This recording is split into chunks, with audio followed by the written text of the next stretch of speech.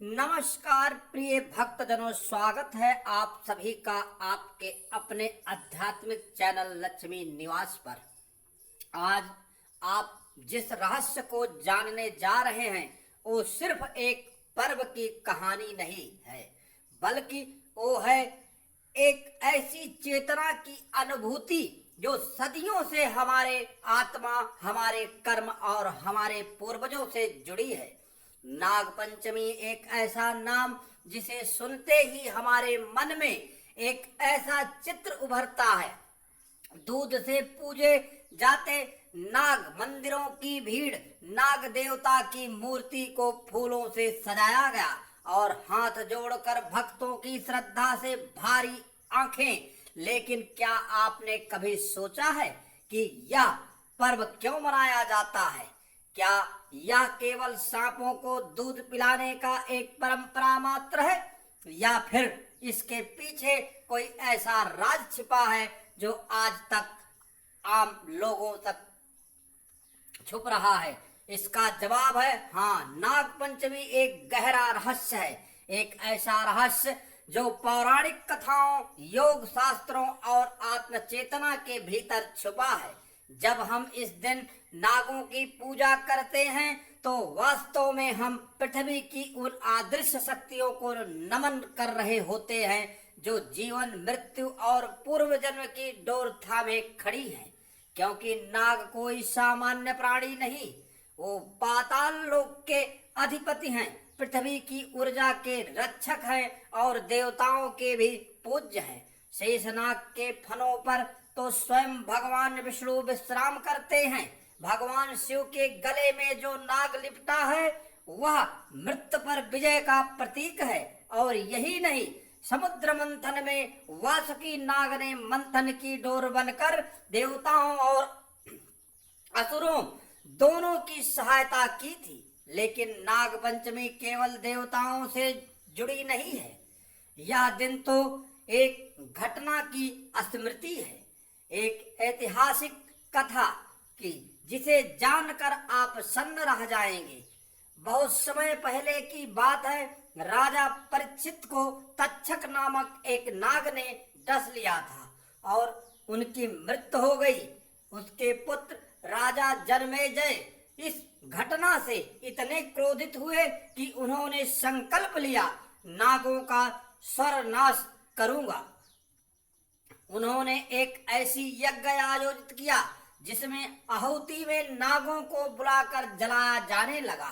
सैकड़ों नाग तक्षक समेत उस यज्ञ में खिंचते चले जा रहे थे और अग्नि में भस्म हो जाते थे। यह दृश्य इतना भयावह था कि देवताओं तक ने हस्तक्षेप नहीं किया। पर उस समय एक महान बाल ऋषि अस्तिक मुनि ने आगे आकर राजा जन्मेजय को धर्म का ज्ञान कराया। उन्होंने बताया कि किसी एक नाग की गलती के लिए पूरे नाग वंश का संहार अधर्म है। उनकी वाणी में इतनी शक्ति, करुणा और ज्ञान था कि राजा ने तुरंत यज्ञ बंद कर दिया। उसी दिन पंचमी तिथि थी और तभी से इस तिथि को नाग पंचमी के रूप में मनाया जाने लगा।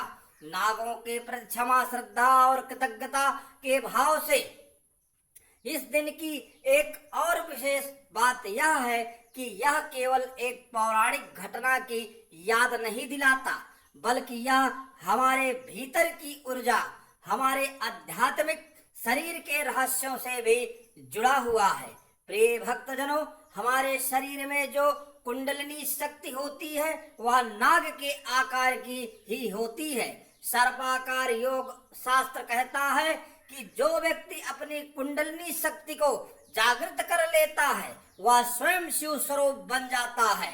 प्रिय भक्तजनों, और नाग पंचमी का दिन वही विशेष तिथि होती है जब ब्रह्मांडीय ऊर्जा का प्रवाह इतना जागृत होता है कि योग, साधना और तप का 10 गुना फल मिलता है। प्रिय भक्तजनों, इसलिए कई योगी, तांत्रिक और साधक इस दिन विशेष साधना करते हैं ताकि वे इस सर्पाकार शक्ति को अपने भीतर संतुलित कर सके। क्योंकि नाग शक्ति केवल डरावनी नहीं, वह चेतनात्मक है, जागरण भी है और मोक्ष की ओर ले जाने वाली शक्ति है।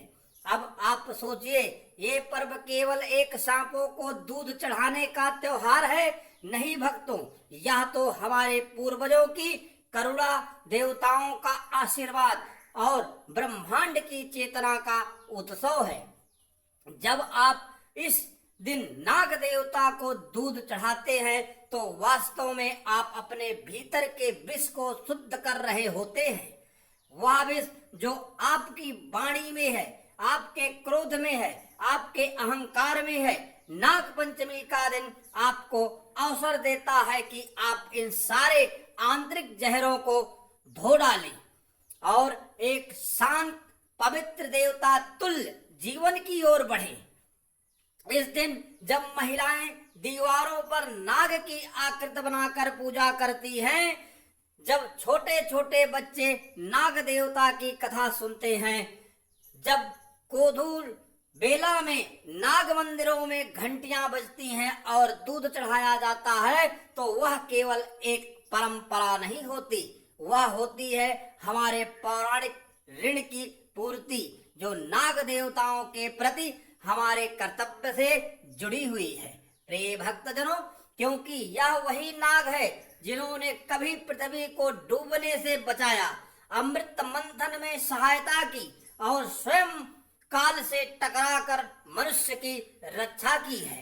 और अंत में नाग पंचमी हमें ये सिखाती है कि जो जहर है उसे नष्ट नहीं करना चाहिए, बल्कि उसे नियंत्रित करना, समझना और साधना है, क्योंकि वही जहर यदि संतुलित हो जाए तो अमृत बन जाता है। और वही नाग जो ब्रह्मा रूप से डरावना लगता है, वही भीतर से आनंद शक्ति, आत्मज्ञान और मोक्ष का द्वार है।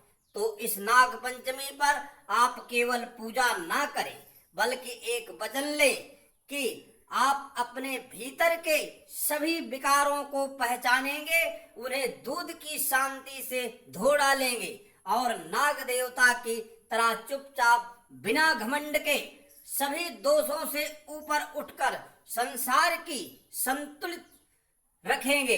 हर हर महादेव।